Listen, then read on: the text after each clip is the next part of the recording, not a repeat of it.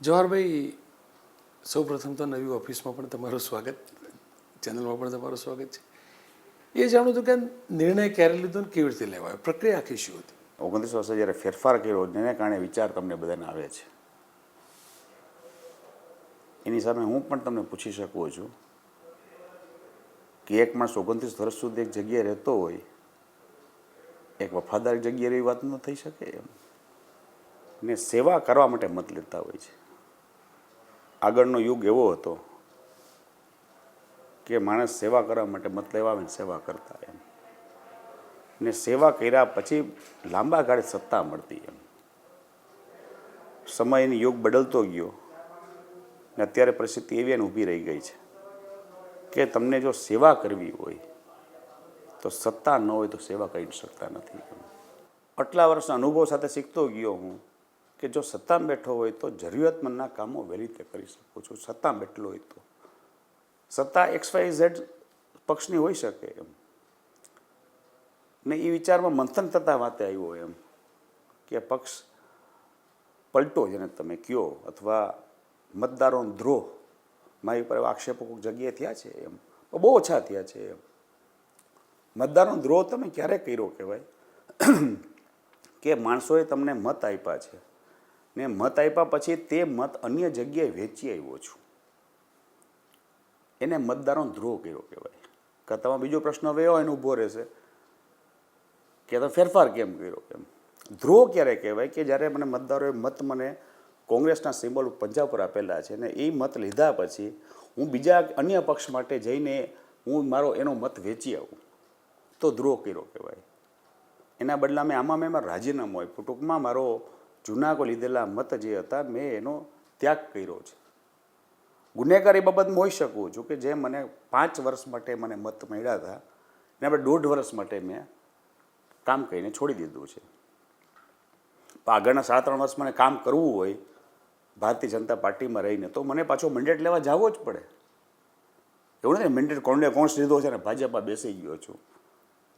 એટલે ભાજપનો મેન્ડેટ લેવા માટે પાછો પ્રજા સમક્ષ થાય ને તે જ પ્રજા પાસે જઈને હું મારી પાછી વાત મૂકીશ કે આ આટલા કારણોસર આ કામ કરવાની ગણતરી મેં કરેલું છે.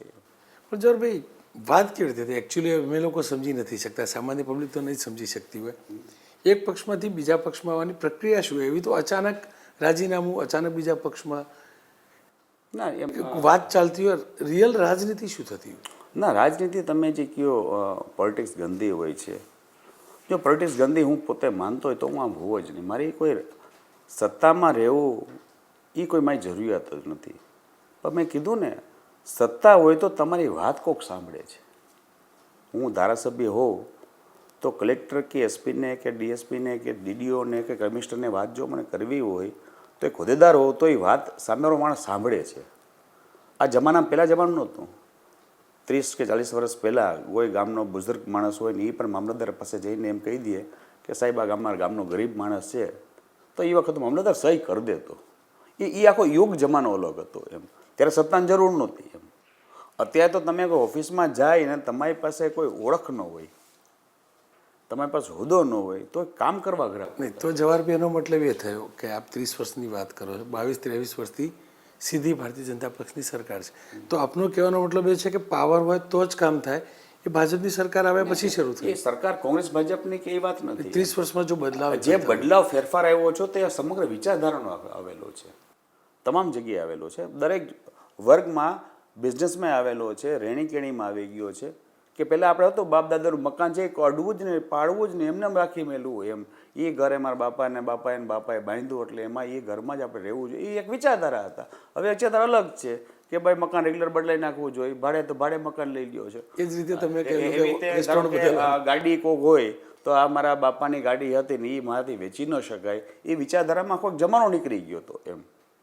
અત્યારે તો માણસ ગાડી લીધી હોય ઘણી 3 મહિને ગાડી બદલી નાખે છે. એમ ટૂંકમાં યુગનો આ વિચારધારાનો ફરક આવ્યો. કમલમમાં જવાની ઈચ્છા તમે વ્યક્ત કરેલી કે બીજેપી તરફથી કહેવામાં આવેલું કે વેલકમ? ના, એટલે જ્યારે નક્કી કર્યું હોય કે સત્તાધારી પક્ષમાં જવું છે, હું પ્રજાધારા મહિલા મતને કારણે હું MLAની સત્તા મારી પાસે હતી, પણ સત્તાધારી પક્ષમાં જવું હોય તો કમંગલામાં જવું મારા માટે ફરજિયાત છે. પણ જૂના જે સાથીઓ હતા તમારા 28-30 વર્ષથી 3 દશકના, એ સાથીઓ બદલાઈ જશે, નવા સાથી આવી જાય, કેટલો ફરક? તમને સાથીઓ કરતાંય અંતે you are there to serve the people એમ. મારા ભેગા અહીંયા કોણ કેટલા ફરે છે એના કરતાંય મારા કયા કામથી છેલ્લે પ્રજાલક્ષીમાં પ્રજાને શું ફેર પડે છે, મારા મતદારનો હોય કે તે વિસ્તારનો હોય, એ મારા કારણે શું લાભ થઈ શકે છે. રાત્રે મને હું ઘણાય મને કહે તું શું કામ કર છો આ બધું, યુ ડોન્ટ નીડ ઇટ એમ. પણ રાત્રે જ્યારે હું સૂઉં ને ત્યારે વિચારા કે આજે મેં મારું ડ્યુટી કરી છે એઝ અ હ્યુમન, ને જે ગણતરી હું મારી કામગીરી કરું છું. પણ આટલા લાંબા સમય પછી કેમ જવાબ એ વિચાર આવ્યો? આટલા 28-30 વર્ષ થઈ ગયા, આ ટર્મમાં જ કેમ વિચાર આવ્યો?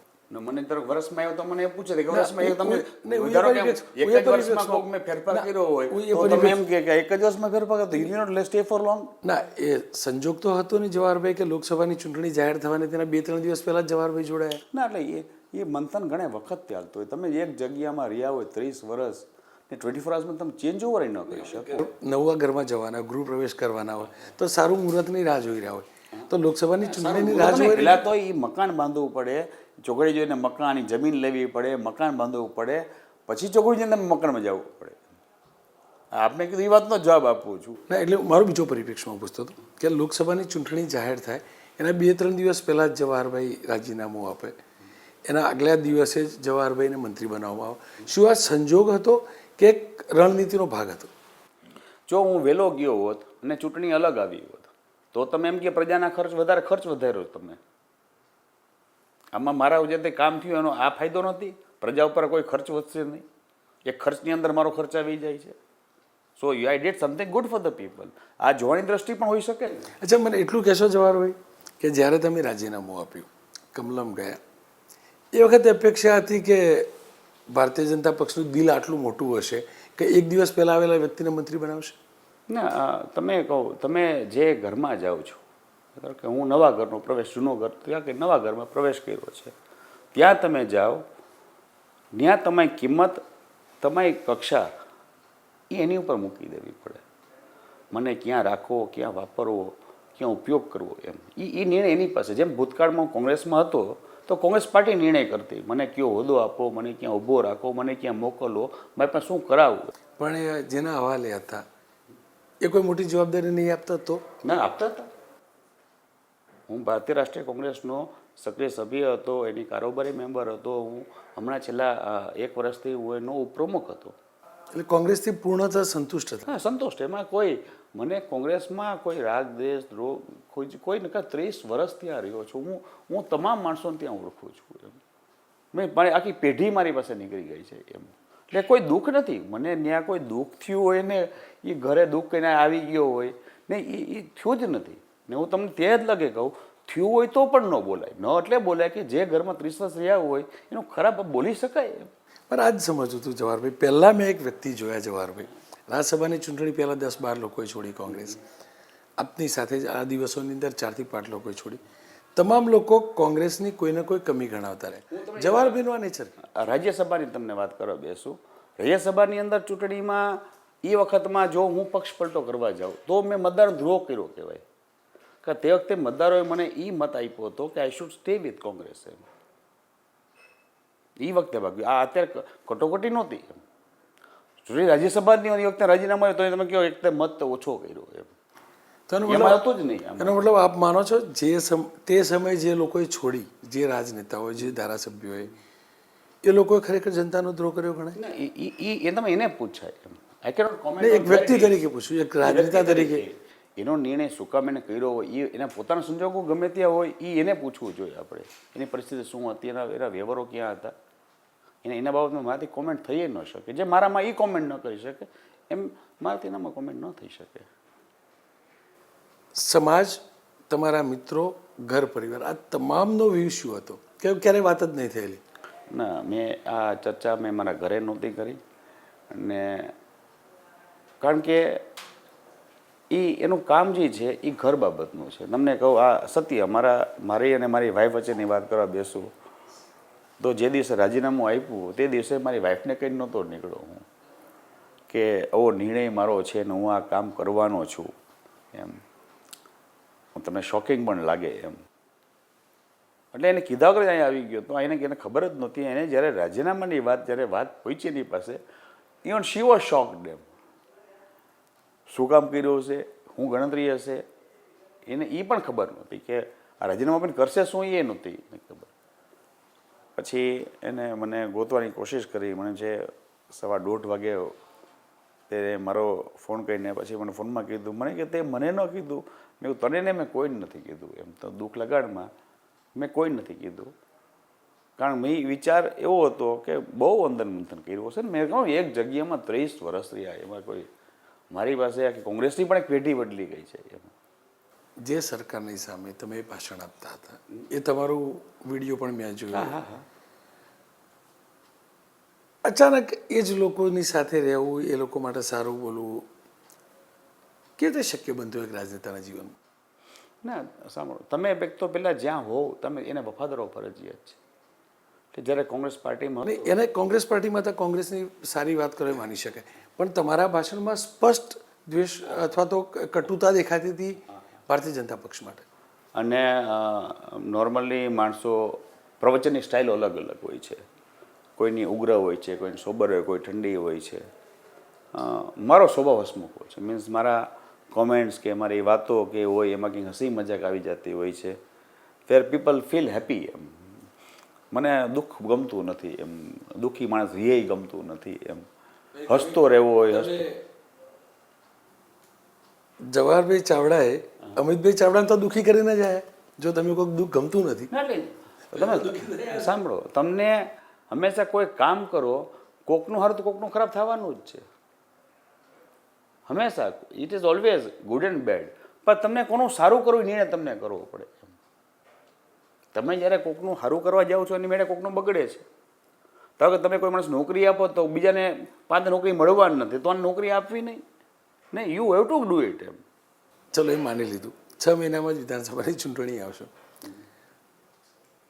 એ મોડમાં કહી દો જવાહરભાઈ આવશે કે જે અમિતભાઈ ચાવડા, અથવા મેં વિડીયો બી જોઈ લે, મંચની અંદર અર્જુનભાઈ તમારી પાછળ બેઠેલા હતા. માની શકાય કે અર્જુનભાઈ ત્યાં તમારા વિસ્તારમાં સામેના પક્ષનું એટલે કે તમારા વિરુદ્ધમાં પ્રચાર કરવા આવશે. તમે અર્જુનભાઈના પક્ષના એટલે તમારા પોતાના મત માટે, તો એ વખતે કેવી રીતે સ્ટેન્ડ લઈ શકશો? તમને કહો એવા કિસ્સા જિંદગીમાં રાજકારણમાં હોય, કિસ્સા બનતા હોય છે. ધારો કે મારો બાજુનો વિસ્તાર જે છે ઉપલેટા ધોરાજી, જિલ્લો અલગ છે પણ મારો બોર્ડર સામે અડી જાય છે. આમાં લોકસભા પણ બેના એક છે એમ. તેના ધારાસભ્ય વિઠ્ઠલભાઈ રાદડિયા હતા. હું અહીંયા હતો, એ ભાજપમાં હતો, કોંગ્રેસમાં હતા. એ સમય સાથે બદલતા ગયા. એ અમારા ભેગા આવ્યા, એમાં જે સામે ત્યારે મારા પ્રવચન સામે કરતો હતો. પછી મારા ભેગા તો એનું પ્રવચન એના માટે કરવા માંડ્યો. પછી મારી સામે ગયા એને સામે પ્રવચન કરવા માંડ્યો. નેચરલી આવી જતું હોય ને? નેચરલી નહીં એમ. ધારો કે તમે જેની જાનમાં ગયા તમે એના ગીત ગાવાના જ હોય નહીં એમ. એના ગીત ગાઓ, પણ જેની જોડે પહેલા હતા. મને તમને કહું, મને એક મજેદાર કિસ્સો તમને કહું. મને એક કિસ્સો એવો યાદ આવ્યો કે હું ઉપલેટાની સભામાં હતો અને ત્યાં ઇલેક્શન ચાલતું હતું અને મને ચાલુ પ્રવચનમાં યાદ આવ્યું એમ. ને કુદરત કરો અર્જુનભાઈ પણ ત્યાં બેઠા હતા એમ. અને મેં એક નોર્મલ, હું મારે સરળતા બોલવાની ટેવ છે, એ પણ હું બોલી ગયો કે અર્જુનભાઈ તમે નિર્ણય તો કરો, આમાં મને શું કરવું છે એમ. મને વિઠ્ઠલભાઈ ભેગું રહેવાનું છે, વિઠ્ઠલભાઈને સામે રહેવાનું છે. હું 5 વર્ષ પહેલાં એને હરાવ આવતો હતો, પછી જીતાડવા આવું છું, પછી હરાવ આવું છું એમ કે મને ખબર નથી પડતી મને શું કરવું જોઈએ. એવી બે સરળતાથી એક વાત બેઠા કિસ્સો એકદમાં ઉપલેટામાં કિસ્સો બહુ ચાલ્યો હતો આ એમ.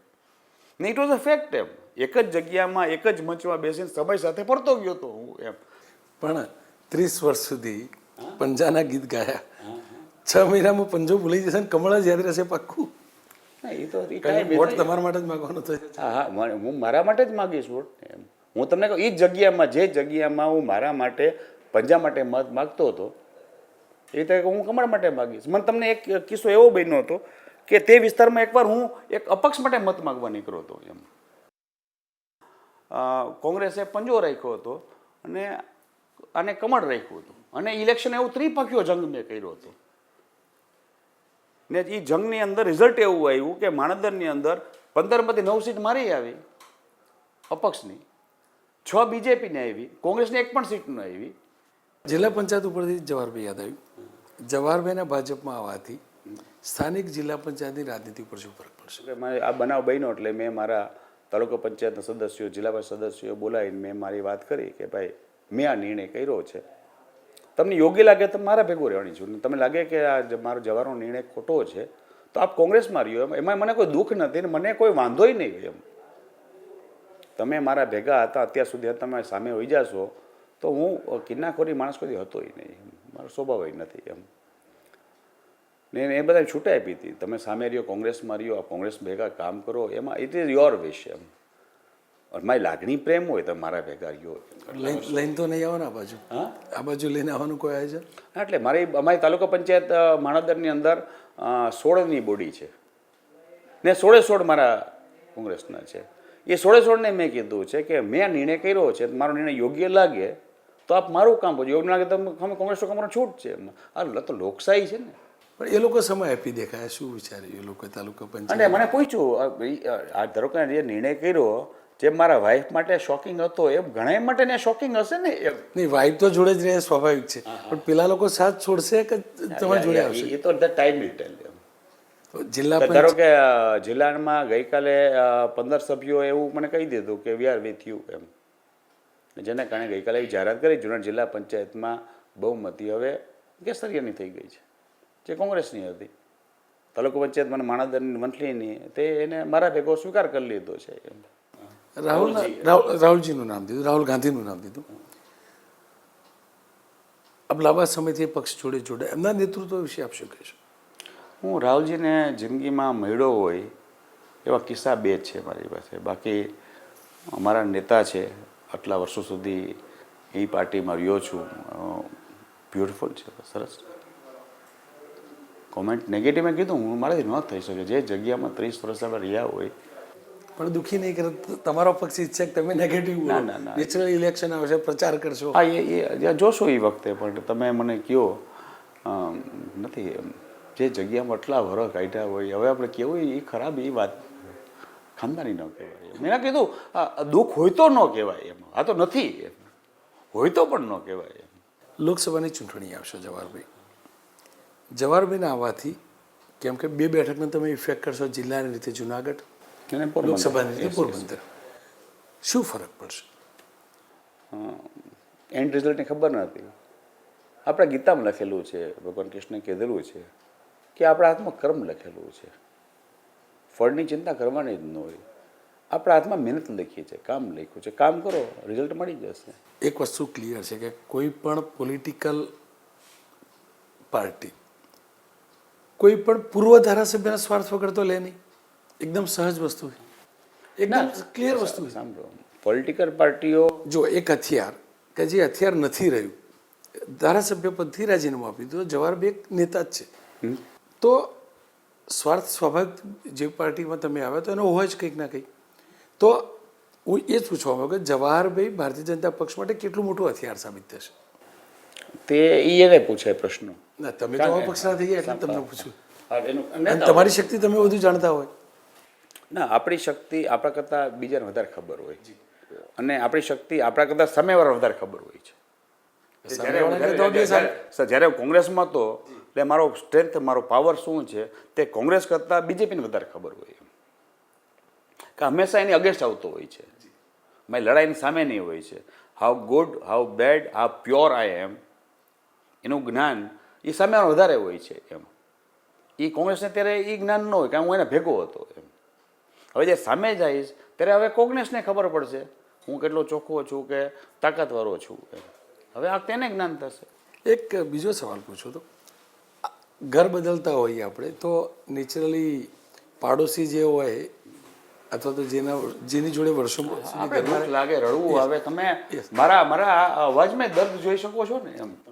તો એ દર્દ કોંગ્રેસના નેતાઓએ તમારી સમક્ષ રજૂ કર્યું આટલા 2, 3, 4 દિવસમાં? ના, તમે કીધું મેં હું સીધો સવાલ એ પૂછવા માંગતો, કોઈ કોંગ્રેસના નેતાએ સંપર્ક કર્યો? તમને જવાહરભાઈ કેમ છો, કેવું છે?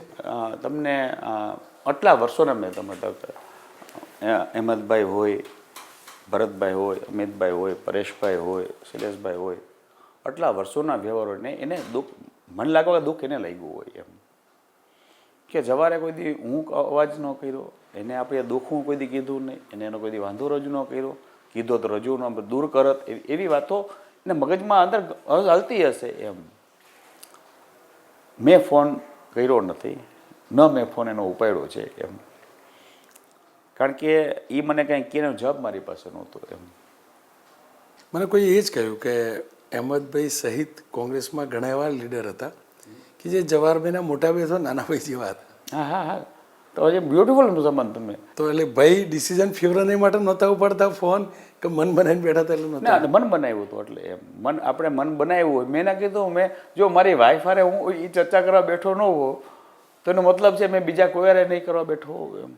એક આખરી સવાલ, મારી વાઈફને હું પુરાંગી નહીં કહું છું આપણે ઇન્ફોર્મેશન માટે. She is helping in everything એમ. તો તમે એમની જોડે તો દ્રોહ કર્યો. હા, હું તમને એ કહું છું. તો એમને ભરોસો કોઈને હોઈ શકે તો મેક્સિમમ મારી વાઈફને હોઈ શકે છે. તો એમની જોડે તો તમે દ્રોહ કર્યો. હા, એ પછી અમારા બેનો અંગત પ્રશ્ન છે ને, વાઈફ પ્રશ્ન વચ્ચેનો, એને વચ્ચે રહેવા દો ને. એક છેલ્લો સવાલ, બહુ બધા મુખ્યમંત્રી તમે જોયા, ભારતીય જનતા પક્ષના અને કોંગ્રેસના પણ. માધવસિંહભાઈ પણ કદાચ તમે જોયા છે, અમરસિંહભાઈ પણ જોયા છે. શ્રેષ્ઠ મુખ્યમંત્રી કોણ અને કેમ? ના, દરેકની ખાસિયત હોય છે એમ. તમે કોઈને નંબર 1 કહી જ ન શકો અને કોઈને ખરાબ ન કહી શકો. દરેકની સ્પેશિયાલિટી હોય છે એમ.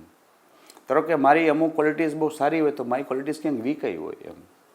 દરેકમાં ક્યાંક ગુડનેસ હોય તો ક્યાંક નબળું હોય જ. એ બેલેન્સ કુદરત ધ્યાન રાખતી હોય છે. સંપૂર્ણ કોઈને આપતું નથી એની ફોર્મેટ એમ. એટલે દરેકના ગુડ પોઈન્ટ બેડ પોઈન્ટ હોય એમ. તમને ક્યારે કઈ બાબતની ચર્ચા કરો એની ઉપર નક્કી કરી શકો છો એમ. શું કુંવરજીભાઈ રાજીનામું આપી મંત્રી બન્યા ત્યારબાદ જીત્યા, એનાથી તમે પ્રેરિત થયા કે ના? ના, એ અને મારા બેન ટાઈમિંગમાં ફરક છે. ટાઈમિંગ એટલે ફરક છે. એ ચૂંટણી ઇન્ડિવિજ્યુઅલની ચૂંટણી હતી ને મારી ચૂંટણી એ કલેક્ટિવ આવવાની છે એમ. ઇઝ વિથ લોકસભા એની ઇન્ડિપેન્ડન્ટ આવવાની. બે અલગ અલગ સ્થિતિમાં જ વોટિંગ પેટર્ન થવાના હતા. હું તમને શરૂઆતમાં એ જ પૂછવા માંગતો હતો કે લોકસભાની ચૂંટણી જાહેર થાય એના બે એટલે વિચાર મેં તમે કીધું એમાં વિચાર એ એવો કે પ્રજાના પૈસા વેડફાય નહીં એમ. યાર after there two benefit people ને એમ. એ બેનિફિટ પીપલમાં ખર્ચ કરાવો એમ. આખરી સવાલ, અલ્ટિમેટ ગોલ જવાહરભાઈનો પોતાનો શું? મારો કોઈ ગોલ જ નથી એમ. મેં કહ્યું રાત્રે મને ઊંઘ આવે કે today did my fulfil duties. એ છે છેલ્લો અંતિમ સવાલ. જુનાગઢ જિલ્લા પંચાયતમાં વિધિવત રીતે ભગવો ક્યારે લેરાશે? એ તો બધા એ સભ્યો નક્કી કરશે. બહુમતી કાયદેસરની આપણી પાસે છે એટલે એમાં કોઈ લઘુમતી બહુમતીની કારણે નહીં, પણ એમાં સભ્યોની જ બહુમતી પહેલેથી એમ. ને એ મારા જૂના વ્યવહારો પણ ખરા. મેં કીધું હું રાજકારણમાં પક્ષ કરતાં વ્યવહારથી ચાલનારો માણસ છું એમ. મને મારા વિસ્તારમાં કોઈ સાહેબ કોઈ કહેતું નથી. કાં મને શેઠ કહે ને કાં ભાઈ કહે એમ. શેઠ એટલે કારણ કે હું જ્યાં માણદામાં વિસ્તાર છે ત્યાંમાં ઇન્ડસ્ટ્રી છે. ઇન્ડસ્ટ્રી ઇન્ડસ્ટ્રીલિસ્ટ આપણે હોય તો એ કારણે એ ગામ આપણે શેઠ કહેતું. એટલે એ ઓળખ મારી એ પ્રમાણે ફોન કોઈ મારી ફેક્ટરીએ કરે તો એમાં જ પૂછે શેઠ છે એમ. ધારાસભ્ય બહુ છે જવાહરભાઈને એવું કંઈ માન્ય છે એવું કંઈ નથી હોતું. હવે તો મંત્રીશ્રી જે છે એ સરકારનો હોદ્દો, સરકાર પૂરતો સીમિત છે. એ જે પ્રજા માટે હું તો ત્યાંનો જવાહર છું એમ.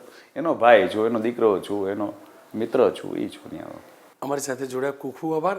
તો આ હતા કોંગ્રેસના જવાહર, જે હવે ભારતીય જનતા પક્ષના જવાહરભાઈ ચાવડા રાજ્ય સરકારના મંત્રી પણ છે. ખેર તેઓ સ્પષ્ટ નથી કહેતા, પણ એક વાત ચોક્કસ છે, જવાહરભાઈના કોંગ્રેસ છોડવાથી જુનાગઢ જિલ્લો અને પોરબંદરની લોકસભાની બેઠક ઉપર મોટો ફરક આવશે.